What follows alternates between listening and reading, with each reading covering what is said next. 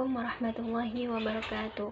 Di sini saya Faiza, saya akan membawakan berita yang terjadi di lingkungan masyarakat, atau berita atau kejadian penyimpangan sosial atau sosiopatik yang terjadi di lingkungan masyarakat itu apa saja sih? Nah, contohnya ada pembunuhan, perampokan, terus pelecehan seksual, korupsi, kolusi, nepotisme, dan masih banyak lagi. Nah, di sini saya akan membawakan penyimpangan sosial yang terjadi di masyarakat, yaitu tentang pembunuhan. Saudara, kekerasan kepada anak hingga tewas kembali terjadi. Seorang bocah perempuan tewas diduga dianiaya ayah tirinya di Sidoarjo, Jawa Timur. Korban tewas dengan luka memar bagian kepala dan luka bakar bekas rokok.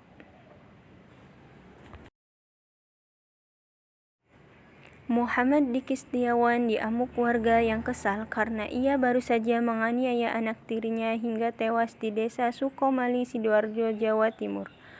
Pelaku menjadi bulan-bulanan warga saat dijemput oleh anggota polisi dan TNI di rumahnya. Warga geram bocah perempuan berusia 3 tahun ini harus merenggam nyawa di tangan ayah tirinya. Amuk warga berhasil diredam setelah polisi mengevakuasi pelaku ke Mapolres Porong. Kejadian bermula ketika pelaku mengaku korban terjatuh di kamar mandi. Korban langsung dibawa oleh ayah tirinya di rumah sakit RSUD Sidoarjo. Namun nyawanya tak tertolong. Mengetahui sang anak sudah tak bernyawa, jenazah dibawa ke rumah duka. Saat jenazah akan dimandikan, warga menemukan kejanggalan di tubuh jenazah. Warga menemukan sejumlah luka lebam di kepala dan bagian tubuh korban lainnya, serta adanya luka bekas sudutan rokok. Temuan ini langsung dilaporkan warga kepada anggota polisi setempat. Pasca kejadian, Muhammad Diki Setiawan dibawa ke Mapolsek Candi untuk menjalani pemeriksaan. Sementara ibu kandung korban masih tak menyangka anaknya harus tewas dianiaya sang ayah tirinya. Untuk pelaku sudah diamankan polisi, sekarang sedang dilakukan pemeriksaan. Tentunya akan dijerat dengan pasal-pasal tentang pembunuhan yang terkait. Pelaku ini dengan ibu korban menikah siri. Nah, pas anaknya dibawa, kondisinya waktu itu di rumah sakit si anak ini sudah tak tertolong karena bekas luka dan bekas sudutan rokok yang terjadi di tubuh korban. Akan adanya tindak lanjut oleh kepolisian tentang penganiayaan anak ini. Polisi masih menyelidiki kasus ini dengan meminta keterangan pelaku serta saksi mata, serta mengumpulkan barang bukti. Tersangka diancam pasal pelindungan anak yang menyebabkan korban tewas dengan hukuman penjara minimal selama 20 tahun penjara. Jack Robi, Kompas TV, Sidoarjo, Jawa Timur. Seorang siswa SMP di Alor, Nusa Tenggara Timur meninggal dunia karena diduga dianiaya oleh gurunya lantaran tidak mengerjakan tugas. Pelaku telah ditetapkan sebagai tersangka dan dipecat sebagai tenaga pendidik. Tindakan kekerasan ini bermula saat korban tidak mengerjakan tugas yang diberikan oleh gurunya pada tanggal 16 Oktober lalu.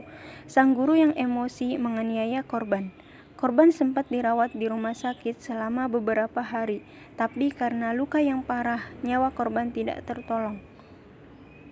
Polres Alor telah menetapkan pelaku sebagai tersangka. Dinas Pendidikan Kabupaten Alor juga sudah memberhentikan pelaku sebagai guru.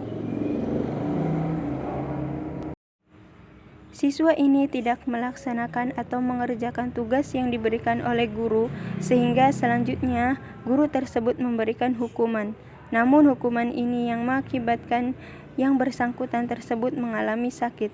Sampai saat ini penyidik Polres Alor sedang melakukan pendalaman dan pemeriksaan serta akan melaksanakan otopsi untuk menindaklanjuti peristiwa penganiayaan tersebut. Terkait dugaan penganiayaan murid SMP di Kabupaten Alor, DPRD Provinsi NTT meminta Dinas Pendidikan setempat untuk melakukan evaluasi. Selain itu, DPRD Provinsi NTT menilai setiap guru perlu menjalani tes psikologi setiap tahunnya agar kejadian serupa tidak terulang kembali. Banyak persoalan yang diamati oleh warga kita, termasuk guru-guru, dan ini menjadi program yang cukup serius.